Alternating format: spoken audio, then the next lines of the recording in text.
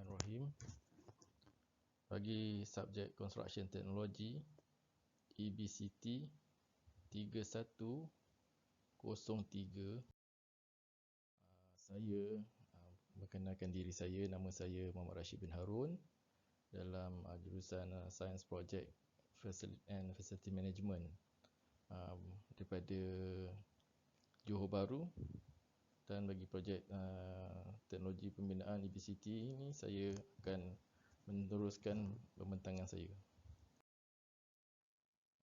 Untuk soalan pengenalan bagi soalan nombor 2, Building Information Modeling atau lebih dikenali dengan BIM. Ini biasanya BIM ni kita bagi 3 lah secara ringkasnya. B atau lebih dikenali sebagai building, I itu information, dan M tu adalah modeling. Building ni contoh-contohnya saya boleh bagi sebagai macam hotel, hospital, kilang, universiti.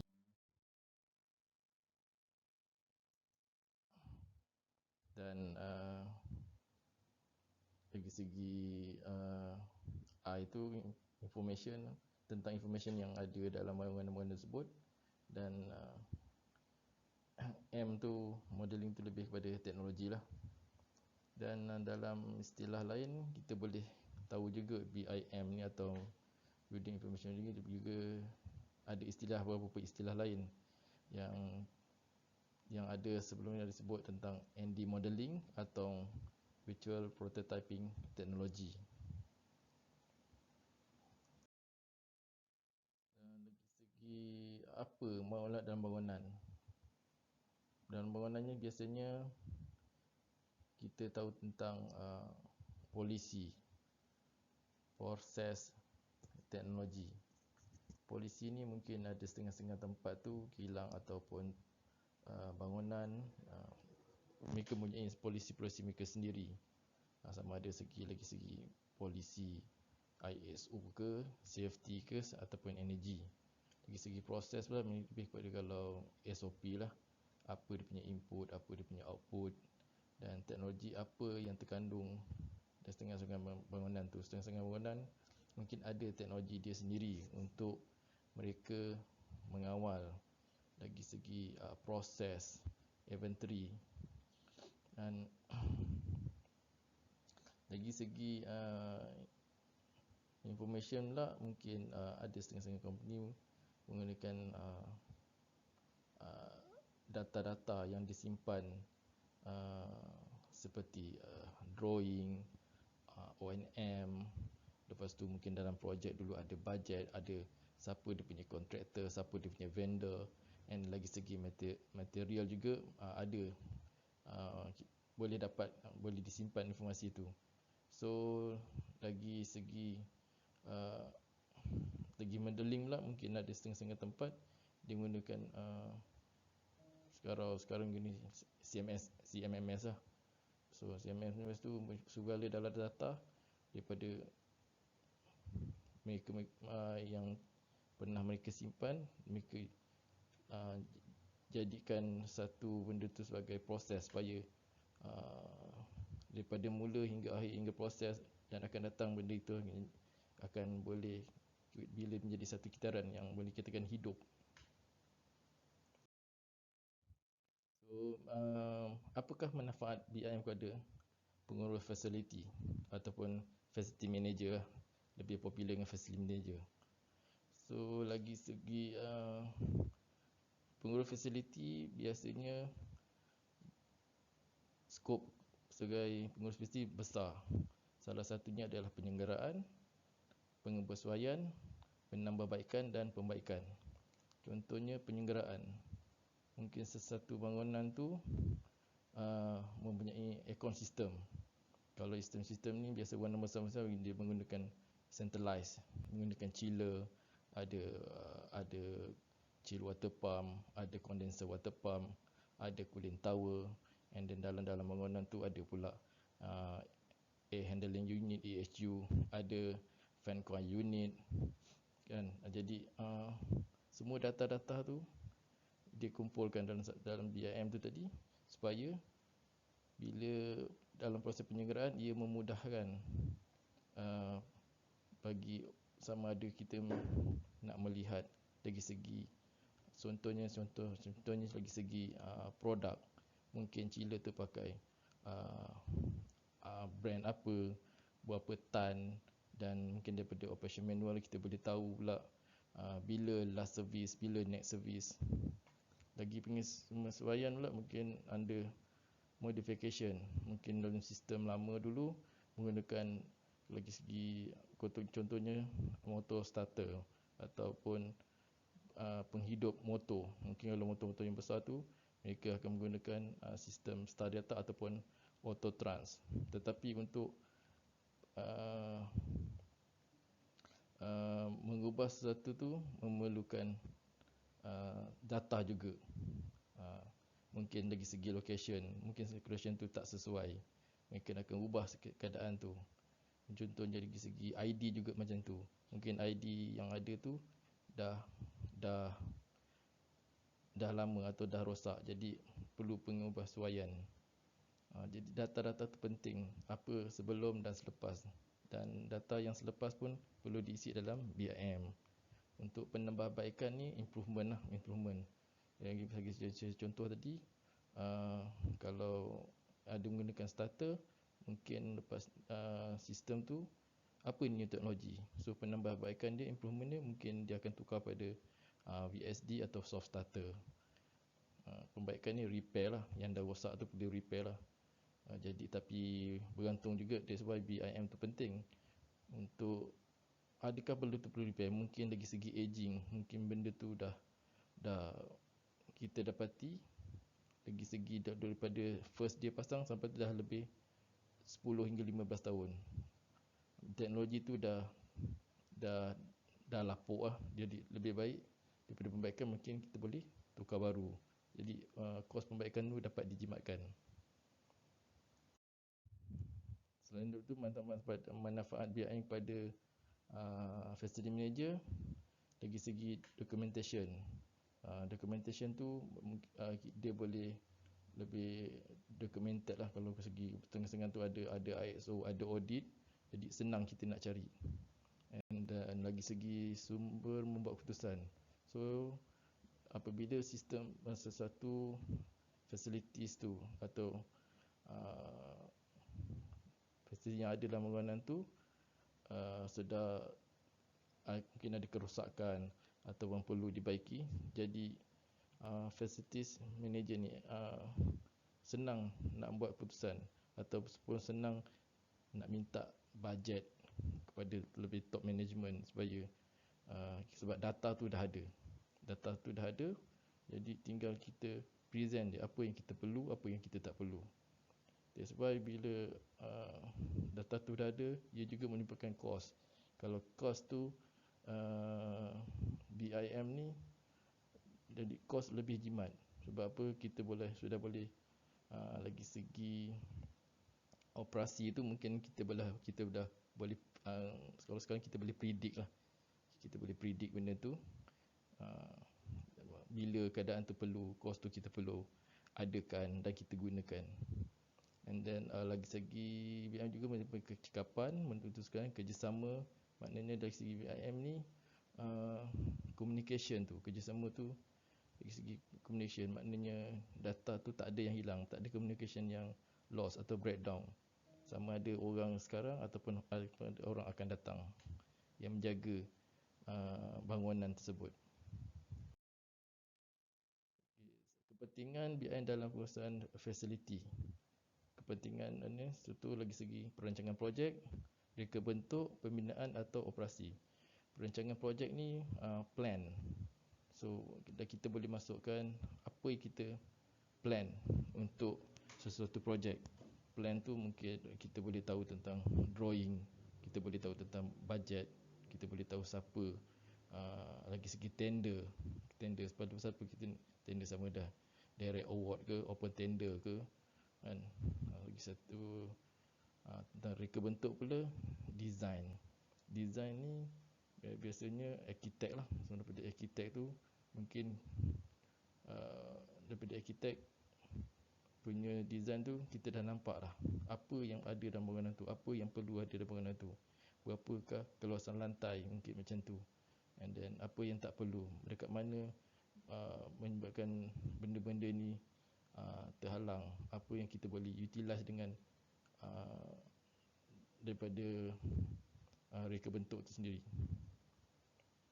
Pembinaan maknanya proses macam mana dia dibina, dan operasi tu maknanya selepas penyerahan. Daripada operasi ni adalah dari segi projek reka bentuk semua adalah benda yang sementara, sebab lepas dia orang siap, dia akan serah kepada operasi yang akan menjalankan sampailah selagi bangunan tu digunakan, operasi tu tetap ada. So disebab itulah pengurusan fasiliti ni, BIM ni penting dalam pengurusan fasiliti. Jadi di masa akan datang boleh sebagai rujukan ataupun kita boleh buat pemantauan dengan cara BIM. Dan kepentingan selain daripada tu, kita boleh dapatkan data, maklumat, projek yang lepas-lepas. Okey, contohnya maklumat data tu seperti bahan, bila dipasang, siapa kontraktor, kos dan jadual lah. Mungkin benda tu dulu satu projek tu kemungkinan ada delay, bila tarikh handover, berapa lama dia punya jaminan sesuatu barang tu, and then daripada segi jadual, adakah projek ni dulu dah behind schedule ke, and then dah telah melepasi berapa lama. So daripada tu semua, jadi BIM ni penting pada pengurusan. Jadi data-data tu kita dapat kumpul dan simpan, dan juga sebagai rujukan lah. Okey, pentingan BIM. Contoh selain daripada tu, BIM ni kalau kita tengok lebih besar, dia penting kebanyakan pada bangunan lah, macam kita cakap lagi awal tadi, bangunan. So dari bangunan tu, apa yang ada daripada bangunan? Kita ada lantai, kita ada dinding, kita ada bumbung, ada tiang. Tapi pada setiap apa yang kita nampak ni, semua tempat-tempat ni perlukan maintenance, sama lagi ruang lantai, dinding atau bumbung. Kat sini kita boleh nampak juga lah kan. Dinding bukan setakat dinding biasa je, ada cermin, mungkin ada fasad yang perlu dibersihkan, mungkin kaca perlu ditukar, pecah atau perlu dicat. Jadi kat situ data-data tu BIM tu yang penting untuk pengurusan fasiliti. Dari sini juga kita tahu selain daripada dinding apa, mungkin atas dinding ada flat roof. Flat roof tu mungkin apa di atas flat roof? Mungkin ada contoh macam ada AHU, ada ducting untuk kitchen, ducting untuk fire. Kalau ducting untuk kitchen tu biasanya kena ada maintenance schedule untuk bersihkan kitchen ducting tu. Dari situ BIM membantu dalam pengurusan facilities, terutama dari segi maintenance. Okay, cabaran BIM semasa COVID ni. Cabaran semasa COVID ni biasanya kurang amalan dan garis panduan terbaik. Sebelum ni kalau tak ada COVID, kita jalan benda ni macam biasa. Jadi BIM membantu dalam proses pengurusan fasiliti. Jadi dia dapat membantu dari segi data, dan pandemik ni juga dapat menambah pembaikan pada sistem BIM dalam pengurusan fasiliti. And then ada juga yang kontraktor ataupun developer sendiri tak faham apa itu FM. Jadi dengan adanya COVID-19 pandemik ni, bila tak faham tentang FM tu, maknanya projek tu akan tergendala. Cabaran dia dekat situ. Jadi untuk memahamikan setengah orang yang tak faham FM, dia menganggap yang projek dia selesai, dia tetap selesai. Tapi dia tak nak memahami apa akan jadi pada orang yang nak buat maintenance akan datang. Kadang-kadang dalam segi semasa COVID-19 ni, data-data yang dulu yang ada mungkin tak tepat. Bila semasa pandemik ni, bila kita nak guna balik, rupanya semuanya adalah kurang tepat. Bila jadi tak boleh kita nak guna pakai balik lah. Ikut isi kualiti ni biasanya kalau company-company yang tak ada ISO tu, biasanya kualiti ni kita akan nampak lah memang ada kekurangan.